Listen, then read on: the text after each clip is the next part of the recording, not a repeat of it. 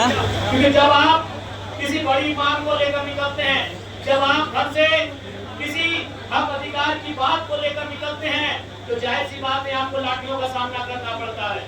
आज जो परिपाटी बन गई है देश की, यहाँ एजुकेशन की बात करना, यहाँ फेयर एग्जामिनेशन की बात करना गुनाह हो गया है। क्योंकि सरकारें चाहती हैं कि लोग पढ़े नहीं, लोग पढ़ेंगे तो फिर उनकी गुलामी नहीं करेंगे, हमसे मार्किंग सवाल करेंगे।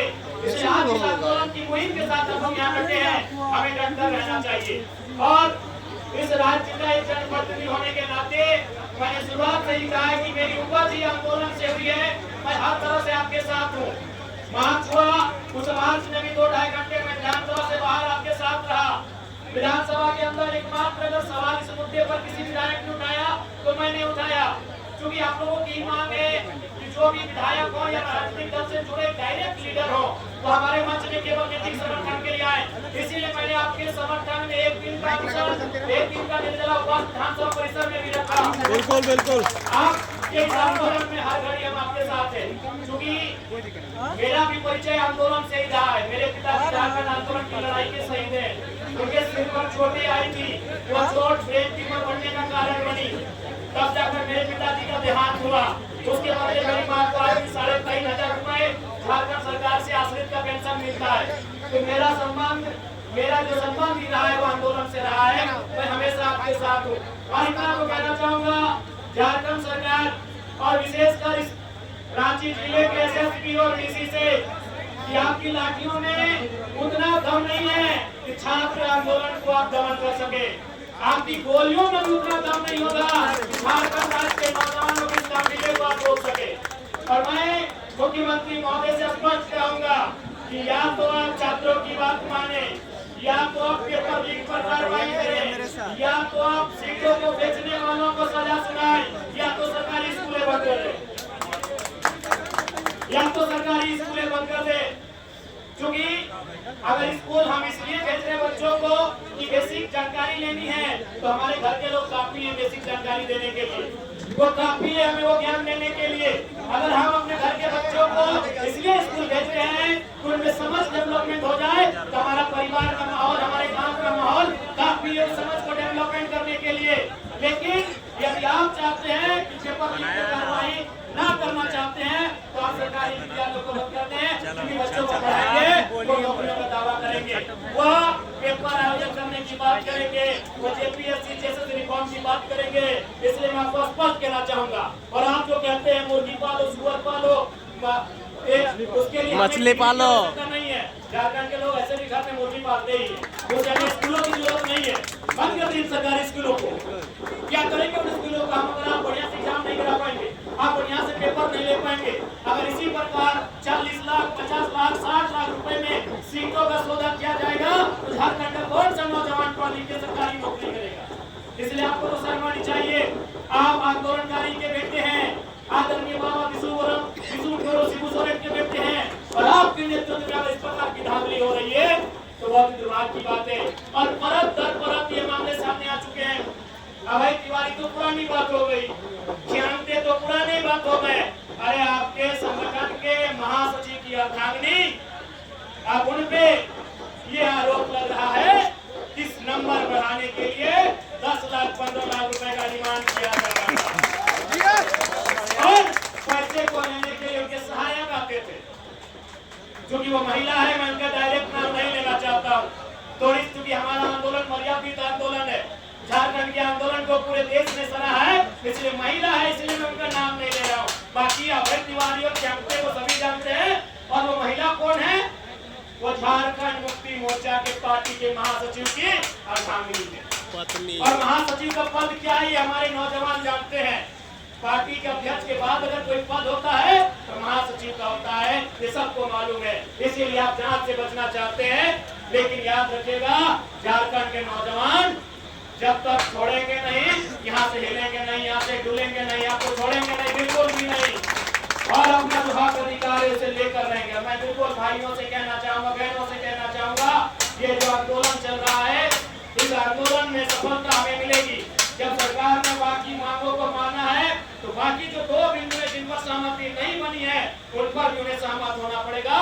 बस इसी ऊर्जा के साथ बढ़े रहे। इस बात को हम लोग भी मानते हैं कि जब विधानसभा घेराव का कार्यक्रम हुआ तो भी भारी संख्या में हम लोग गए। तो आंदोलन हो चाहे युद्ध हो, उसका एक ही गणित होता है, युद्ध विराम युद्ध विराम युद्ध विराम युद्ध चलते रहता है। इसलिए वो एक ऊर्जा हमने दिखाई है विधानसभा में, आगे की रणनीति हमारे साथी बनाए, फिर उसको एग्जीक्यूट करने का काम हम सबों का होगा।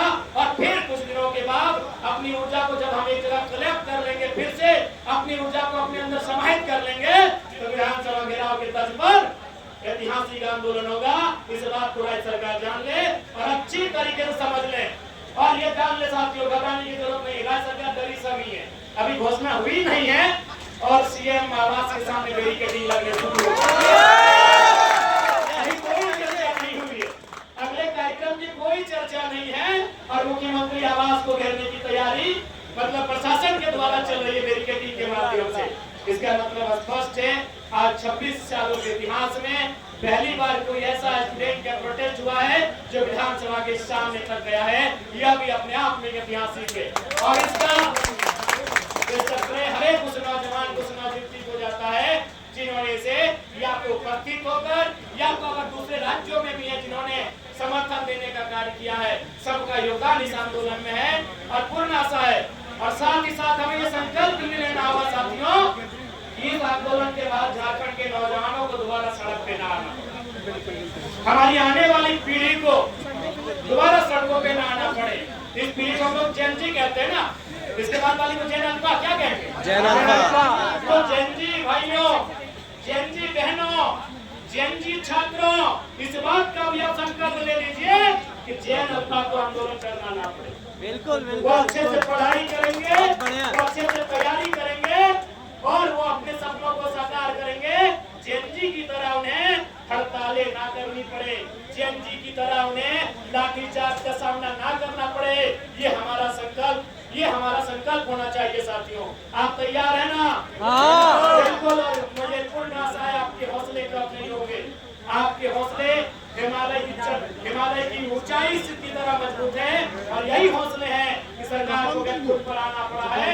और कुछ दिन आंदोलन चलने दीजिए ना, और कुछ दिन आंदोलन को आगे बढ़ने दीजिए, परिणाम हमारे सामने होंगे। ज्यादा समय नहीं लेंगे साथियों, पुनः आपसे यही कहेंगे, हमारा यहाँ आना केवल ये मकसद नहीं है कि हम मन से आकर चले जाएंगे। हम ये चाहते हैं आप लोग रणनीति बनाएं और उस रणनीति में समन्वय स्थापित करें और घोषणा करें। आपने तो देखा ही है कि आपके उस रणनीति में मेरा पहला खुला समर्थन रहता है और आगे भी मेरा खुला समर्थन रहेगा। कोई बिना शर्त के मेरा समर्थन रहेगा, क्योंकि मैं आपके बीच से आता हूँ, मैं आपके बीच से आता हूँ और झारखंड के इतिहास का पहला विधायक हूँ जो आज के समय में विद्यार्थी है। सितंबर में मेरा कोर्स कंप्लीट होगा, इसलिए मैं जानता हूँ, मैं जो दर्द आप देख रहे हैं मैं उस दर्द को जानता हूँ। मैं आपसे अलग नहीं हूँ, आपसे भिन्न नहीं हूँ, लेकिन क्योंकि मैं उस अंग का हिस्सा हूँ, आलोचनाएं मेरी भी होंगी, उनका मैं स्वागत करता हूँ। उस दिन भी मैं जब आंदोलन में गया तो कुछ साथियों ने आलोचनाएं की, मैं उसका भी स्वागत करता हूँ। हालांकि नहीं होना चाहिए क्योंकि हम सरकार में नहीं है, हाँ भाई इकलौते विधायक हैं, लेकिन फिर भी उस अंग के सदस्य हैं, उस नाते आपकी नाराजगी को भी हम लोग स्वीकार करते हैं। लेकिन याद रखिएगा, पहला विधायक है जो केवल सड़कों में हो चाहे सदन में हो, अनशन में भी हमने बैठने का काम किया। अगर हम एक विधायक नहीं होते, अगर मेरा संगठन पुराना संगठन होता तो आपकी तरह हम 10-15 दिन की भूबंदा में बैठने को तैयार होते। लेकिन हमारे पास बाकी विधानसभा की समस्याएं आती है, अस्पताल की समस्याएं हैं, एडमिशन की समस्याएं हैं, थाना ब्लॉक की समस्याएं हैं, डीटीओ की समस्याएं हैं, डीएमओ की समस्याएं हैं, डीसीएसपी की समस्याएं हैं और रोज सैकड़ों में समस्याएं आती हैं। लेकिन फिर भी समय समय पर आपके बीच हमारा हड़ताल भी होगा, हमारा अनशन भी होगा और जब तक ये आंदोलन मुकम्मल नहीं होगा आपके साथ खड़े हैं, अडिग होकर खड़े हैं, हिमालय की तरह खड़े हैं आपके साथ। धन्यवाद साथियों, आप अपने हौसले को बरकरार रखेंगे। छात्र एकता जिंदाबाद।